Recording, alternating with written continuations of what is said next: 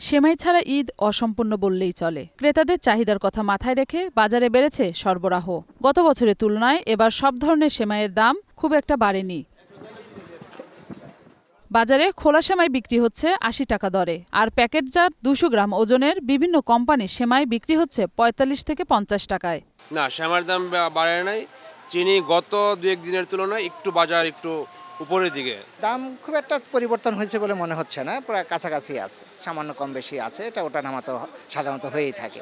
এই স্বাভাবিক মতোই আছে, আগের মতোই, কোনো উঠানামা নাই। তবে মশলার বাজারে বেচাকেনা তেমন নেই। বর্তমানে সাদা এলাচ বিক্রি হচ্ছে ৪৫০০ থেকে ৫৫০০ টাকা পর্যন্ত।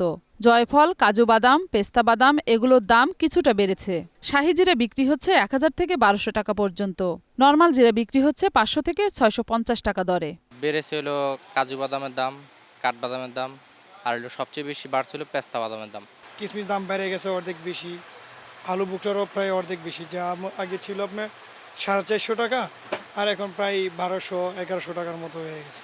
মানে এখানেই যেহেতু বেশি, তাহলে আপনার ধরেন লোকাল যে বাজারগুলো থেকে কিনি সেটা তো আরও বেশি।